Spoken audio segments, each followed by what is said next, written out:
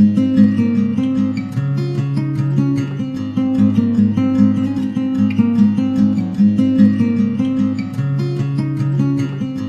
everyone, here teacher Aishi Sharma welcomes you all on the channel Chanakya Guru classes. आज हमारी class 12th के TR Jain के basic numericals की class है। हम ऑलरेडी संदीप कर के बेसिक न्यूमेरिकल्स कर चुके हैं। जिन्होंने वो लास्ट वीडियो नहीं देखी पहले वो वीडियो देख लीजिए, क्योंकि थोड़ा सा अपग्रेड लेवल अब हम TR जैन का करेंगे अब इसमें। और इसके बाद हम पास्ट ईयर के न्यूमेरिकल्स वैल्यू एडिड की सीरीज़ चल रही है ये हमारी नेशनल इनकम की। तो हम इसके बाद हम अपने वैल्यू एडिड के TR जैन के न्यूमेरिकल्स आज करेंगे और इसके बाद पास्ट ईयर न्यूमेरिकल्स को देखेंगे। So let's get started. जिन्होंने अभी तक चैनल को सब्सक्राइब नहीं किया वो चैनल को सब्सक्राइब कर दीजिएगा।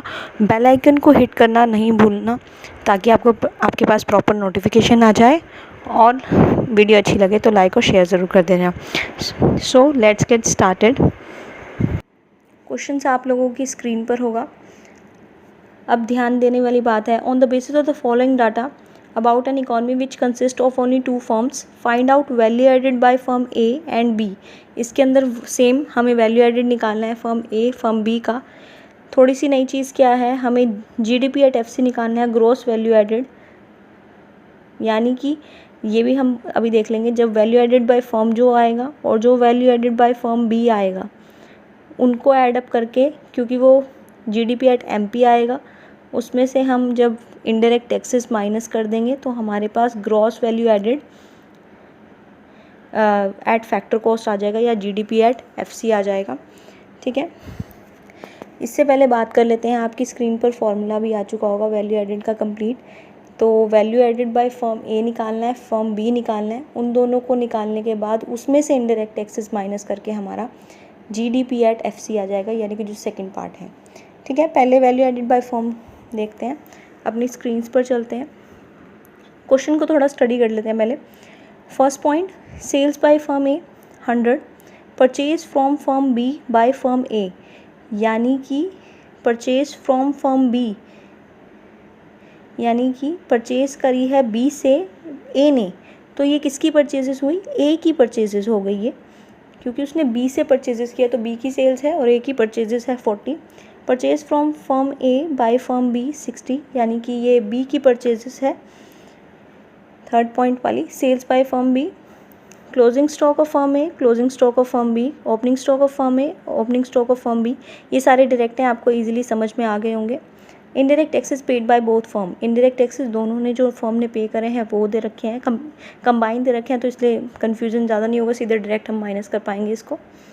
ठीक है, जो सेकंड और थर्ड पॉइंट है वो ही थोड़ा सा ट्रिकी है। सेल्स बाय फर्म ए यानी कंप्लीट सेल्स है, हमने पहले ही बात की है, ऐसे सेल्स दे रखी है तो कंप्लीट सेल्स होती है।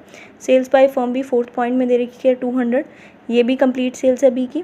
जो सेकंड पॉइंट है दोबारा बात कर लेते हैं, purchase from firm B by firm A, यानी कि परचेज किसकी है, फ्रॉम फर्म बी, बी से परचेज हुआ है, किसने करा है, ए ने करा है, तो बी की तो क्या हो गई sales, from firm B, B से परचेज हुई है, ए ने परचेज किया है, तो ए की परचेजेस हैं ये, बी की क्या है, सेल्स है। तो सेल्स में तो इंक्लूडेड नहीं होगा क्योंकि हमें कंप्लीट सेल्स गिवन है, परचेजेस मानी जाएंगी ये ए की। थर्ड पॉइंट में परचेज गिवन है बी की। अब क्वेश्चन पर चलते हैं। सेल बाय फर्म ए जो हमारा है वो हमें सेल्स बाय फर्म ए हमें ऑलरेडी कितना गिवन है, हमें 100 sales by firm A given है। इसके बाद हम बात कर लेते हैं परचेज बाय फर्म बी, उससे सेल्स के बाद हम चेंज इन स्टॉक की बात कर लेते हैं पहले, क्योंकि sales plus change in stock हमारा वैल्यू ऑफ आउटपुट आ जाएगा, फिर उसमें से हम इंटरमीडिएट कंजप्शन यानी कि परचेजेस माइनस कर देंगे। चेंज इन स्टॉक निकालने के लिए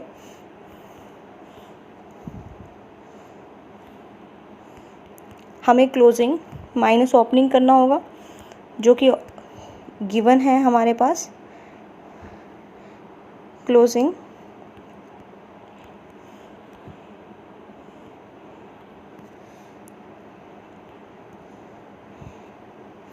माइनस ओपनिंग करेंगे। ठीक है, वो कितना गिवन है, closing stock of firm A given है 20, और क्लोजिंग ओपनिंग स्टॉक कितना गिवन है -25, तो ये हमारे पास नेगेटिव में आएगा, लेकिन हम प्लस, बाहर प्लस है अंदर माइनस है तो -5 होएगा ये हमारे पास। क्लियर है? तो हम इसको क्या कर देंगे, ये पॉइंट अगर किसी को समझ नहीं आया कि -5 कैसे हुआ है, वैसे तो चेंज इन स्टॉक प्लस होता है, लेकिन जो ओपनिंग स्टॉक है वो 25 है और क्लोजिंग 20 है, तो ओपनिंग स्टॉक नेगेटिव ज़्यादा है तो -5 हो जाएगा। अब इसके बाद बात कर लेते हैं हम, चेंज इन स्टॉक के बाद माइनस परचेजेस करेंगे।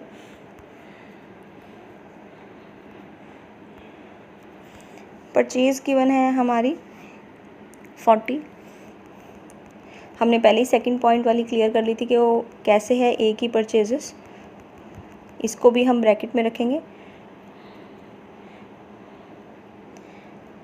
इसके बाद बात कर लेते हैं हम, इसको सॉल्व करने के बाद हमारा इज इक्वल टू में आ जाएगा 100 माइनस 45, हमारा क्या आंसर हो जाएगा, 55 हमारा आंसर हो जाएगा।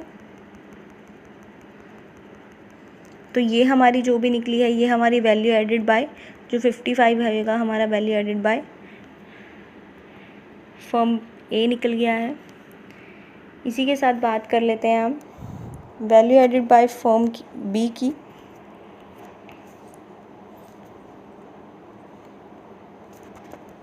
फर्म बी के लिए बात करने से पहले हम सेल्स के बारे में बात करते हैं। Sales by firm B complete given है।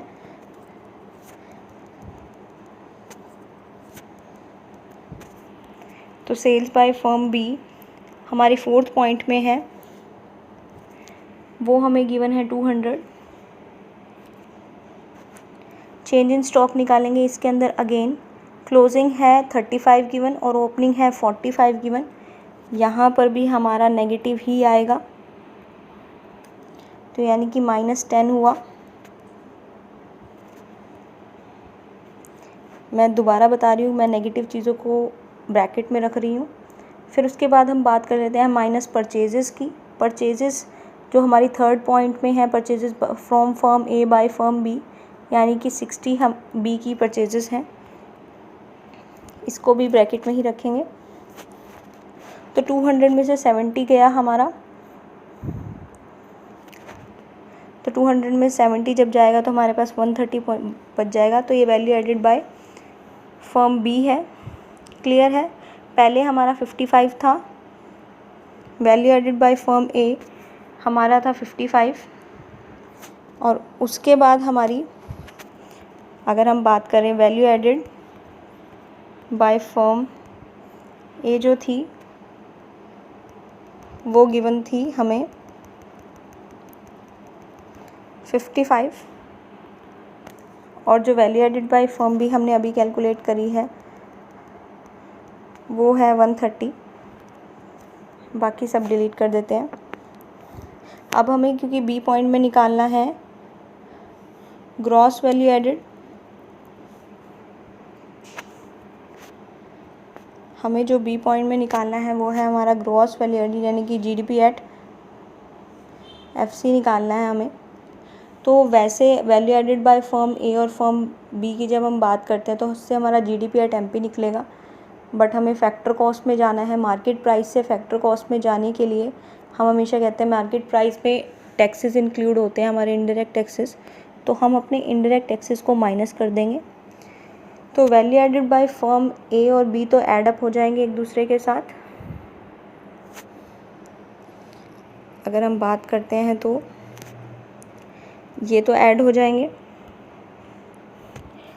इसके बाद हम इनडायरेक्ट टैक्सेस इसमें से माइनस कर देंगे, और वो कंप्लीट दोनों ही फर्म्स के इकट्ठे दे रखे हैं, तो हमें उस चीज़ का लॉस नहीं होगा कि हमें अलग अलग नहीं करने हैं इनडायरेक्ट टैक्सेस दोनों के minus.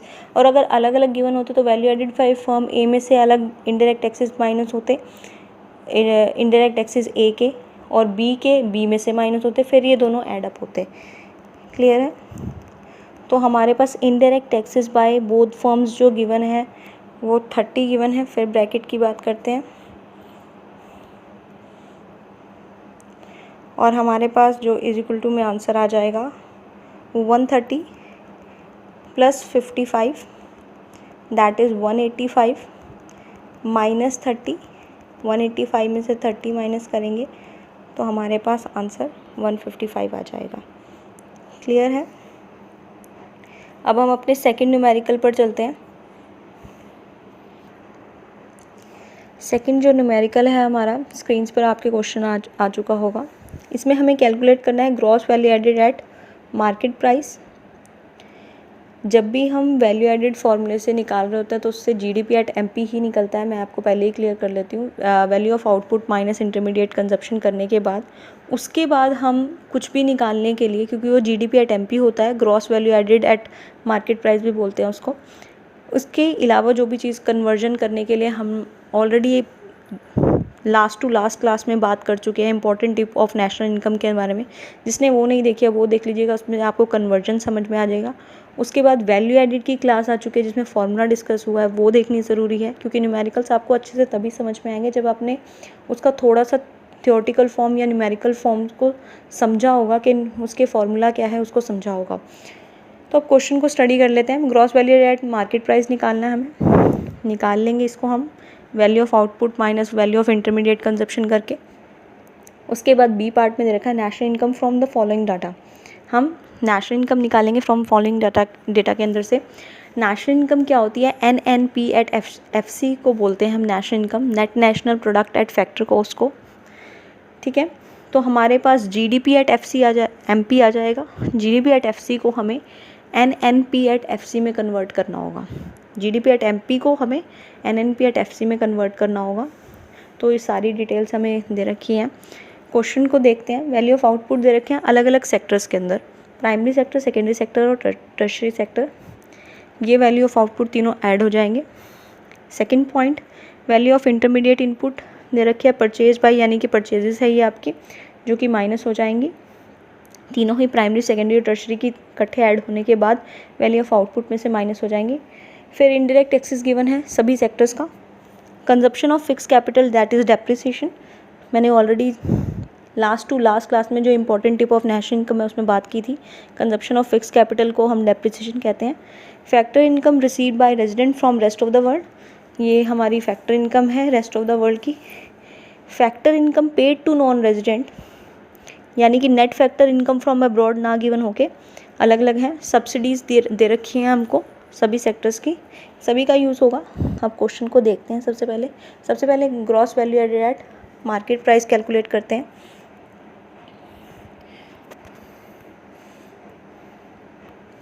Gross value added at market price को कैलकुलेट करने के लिए हम वैल्यू ऑफ आउटपुट जो भी हमारा है प्राइमरी, सेकेंडरी और टर्शरी का, मैं तीनों को इकट्ठे लिखूँगी। 800 प्लस 200 प्लस 300। क्लियर है? यानी कि ये हमारा कितना हो गया? 1300 हो गया ये हमारा।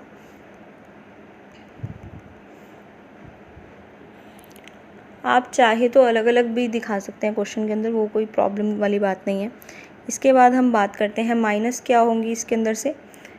माइनस होंगी हमारी परचेजेस, यानी कि हम ये भी बोल सकते हैं इंटरमीडिएट कंजप्शन हमारी माइनस हो जाएंगी। इंटरमीडिएट कंजप्शन की बात कर लेते हैं पहले, मैं उनको भी ब्रैकेट में रख लेती हूँ सारों को। 400 प्लस 100 प्लस 50। क्लियर है? गिवन है बहुत clearly intermediate input purchase by primary sector, secondary sector, tertiary, तीनों सेक्टर की इंक्लूड कर लिया हमने। तो ये हो गया हमारे पास 550। अभी तक यहाँ तक कोई प्रॉब्लम नहीं होनी चाहिए। 1300 हमारा वैल्यू ऑफ आउटपुट था और ये नेगेटिव है तो मैं इसको फिर ब्रैकेट में ही रखूँगी। 1300 में से 550 माइनस हुआ तो हमारा जो इज इक्वल टू में आ जाएगा यानी कि gross value added at market price की जो हमारी वैल्यू होगी, वैल्यू ऑफ आउटपुट हमारा 1300 आया, 800 प्लस 200 प्लस 300 करके प्राइमरी सेक्टर, सेकेंडरी और टर्शरी तीनों की प्लस कर दी थी हमने वैल्यू ऑफ आउटपुट। फिर उसके बाद हमने इंटरमीडिएट कंजप्शन 400 100 प्लस 50 करा था, जो कि हमारी परचेजेस होती हैं इंटरमीडिएट कंजप्शन। उसको माइनस करा हमने 1300 में से 550 को, तो हमारे पास 750 आंसर आ गया। हमारा ए पार्ट हो चुका है। अब हम बात कर लेते हैं 750 आंसर के बाद नेशनल इनकम निकालनी है। अब इसको हम GDP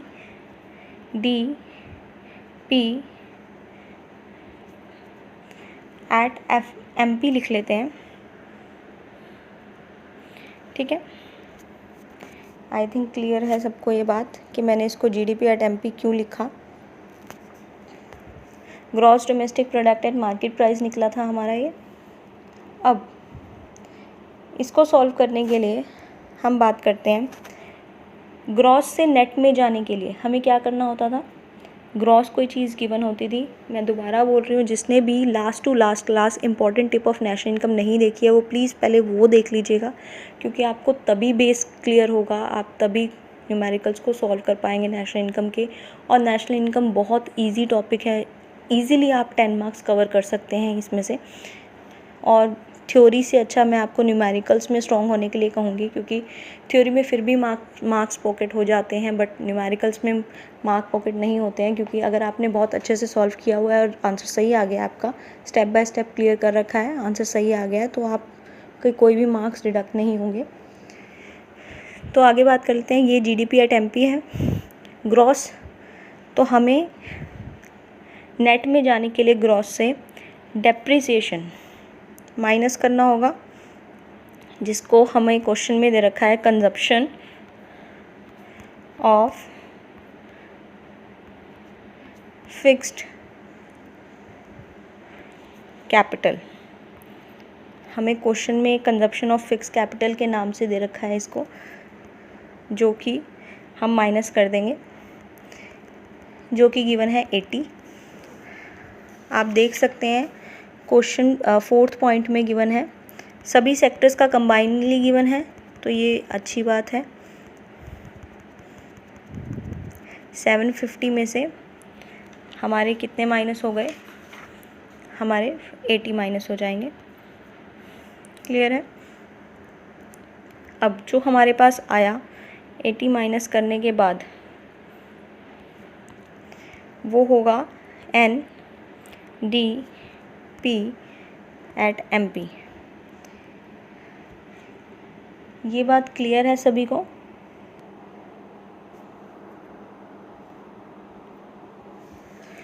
अब हमारे पास NDP एट MP यानी कि GDP एट MP 750 था, जिसमें से डेप्रिसिएशन थी हमारी कंजप्शन ऑफ फिक्स कैपिटल 80। 750 में से 80 हमने माइनस कर दिया, तो हमारे पास 670 हमारे पास NDP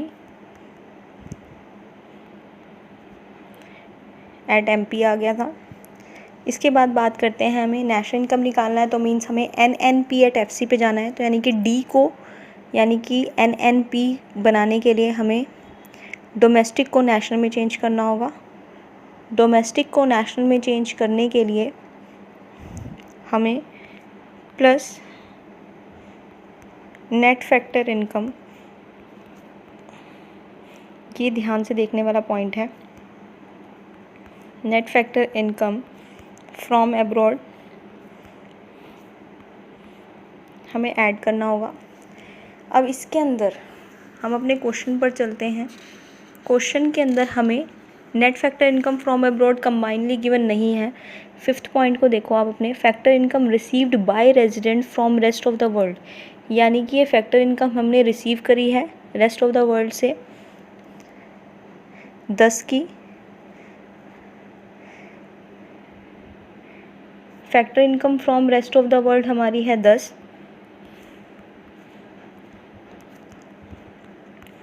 income from rest of the world हमें 10 गिवन है, और factor income paid to non resident यानी कि paid to rest of the world हमें, जो कि इसमें से माइनस हो जाएगी, फैक्टर इनकम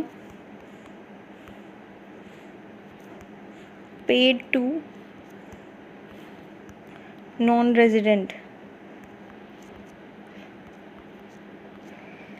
ये factor income from rest of the world में से paid to non resident minus हो जाएगी। तो अगर हम देखा जाए तो मैं अगर इसको कट शॉर्ट करके लिखना चाहूँ तो आप पेपर में भी ऐसे लिख सकते हैं, कंप्लीट ना लिखकर, ब्रैकेट डालकर 5th पॉइंट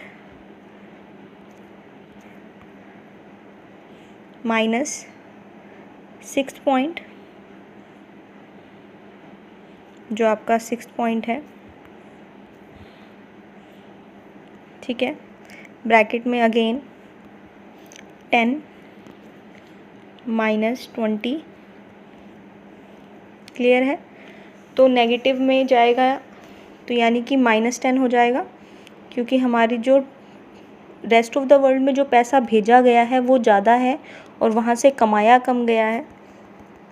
तो इसमें हम net factor income from abroad जो प्लस होती थी, क्योंकि हमारा पैसा ज़्यादा गया था बाहर, तो हम उसको माइनस कर देंगे, ठीक है, -10 हो जाएगी हमारी। 670 में से हमारे 10 गए, तो हमारे इज इक्वल टू के अंदर आ जाएगा NNP एट MP, हमारे कितने आ जाएगा, 660 आ जाएगा। क्लियर है यहाँ तक ये बात।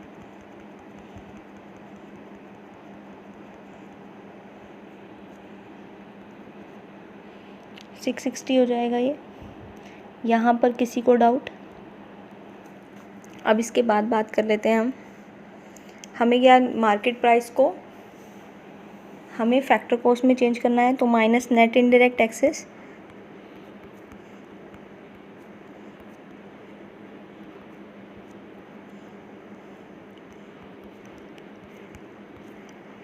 जो कि टैक्स माइनस सब्सिडी करके आएंगे, यानी कि इसके अंदर 50 माइनस 20 होएगा, क्योंकि टैक्सेस हमें गिवन है क्वेश्चन के अंदर, हमें कहाँ सब्सिडीज़ 20 लास्ट में गिवन है, इनडायरेक्ट टैक्सेस 50 ऑलरेडी गिवन है, तो ये -30 हो जाएगा। इसमें तो किसी को डाउट नहीं होना चाहिए। 50 माइनस 20 30 हो जाएगा। तो नेट इनडायरेक्ट टैक्सेस हमारे मार्केट प्राइस से फैक्टर कॉस्ट में जाने के लिए हम माइनस ही करते हैं। हमारा आंसर हो जाएगा जो कि NNP एट FC, जिसको हम नेशनल इनकम कहते हैं,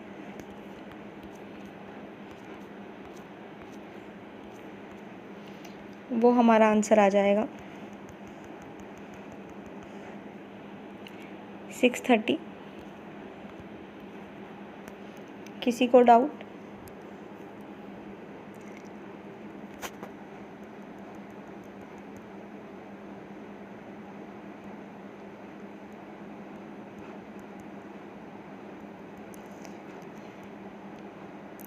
अब जल्दी से दोबारा से सारे क्वेश्चन पर बात कर लेते हैं हम।